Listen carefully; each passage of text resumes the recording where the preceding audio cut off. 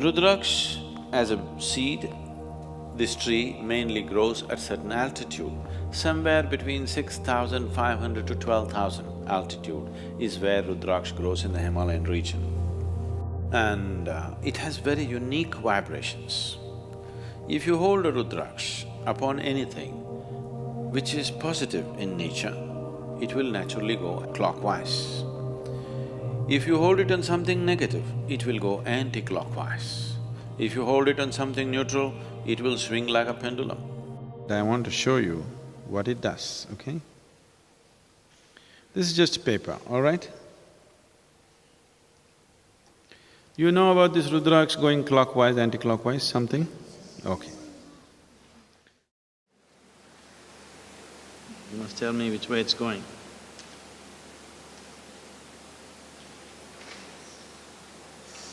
Which way is it?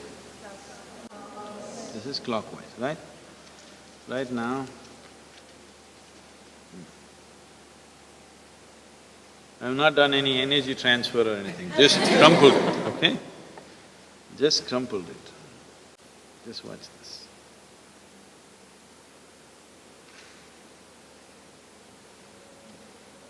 What's it? So, I don't know if they told you, I'm sure your parents must have told you, your clothes should be properly folded and kept, your bed clothes should be properly folded and kept. This is the difference it makes in your life. In this country, we were always told, after you wake up in the morning, if you do not fold your bedclothes, then devils will come and dance on it, demons will come and dance on it, and then when you go to sleep next day in those kind of clothes, it's going to affect your life. And that's just a dialectical way of expression, and it's true. What we call as a devil or demon is a negative form of life.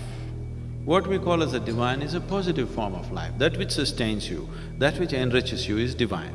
That which affects you in a negative way is the demon. So just this paper, if you just crumple it and keep it, it attracts the negative form of energy. If you keep it properly folded, it becomes positive.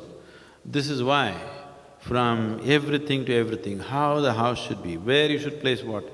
If… I don't know, these days it's all going away, we are going by modern aesthetics. Otherwise, if my grandmother was here, everything where what should be what, everything should be in a particular way. In the house, if you go probably, if your mother comes from a traditional background, in the kitchen if you go, always salt and tamarind will be kept together, never separately. Do you know this? Is it so? Still maintained? Yes, because all this awareness, unfortunately, just became tradition. It's beautiful that it became a tradition, but without giving the necessary understanding to people why it is so. Simply do it, after some time somebody comes and says, why should I do it? I'll keep tamarind on my head, salt somewhere else. It doesn't work like that. All these items have something to do with how you live, everything, how it should be kept. So the whole science of seeing how this human being can function at its maximum vibrance, even a simple peasant in this country knows about it without knowing about it. You know, he does not intellectually or consciously know about it, but he just knows this is how it must be done. Because the whole system of yoga was made into a cultural format and given to people because people saw the impracticality of teaching every aspect to every human being on the planet. So just make it culture and leave it to them. I want to see that for the next few generations later, as mothers would teach people, children to brush their teeth, yoga will just happen in their lives. This was so earlier. Earlier, Agastya Muni did this to the whole of southern peninsula, that in every home, everybody has an understanding of how to allow this being to attain to his full potential. So these things were made aware of, a simple thing like this.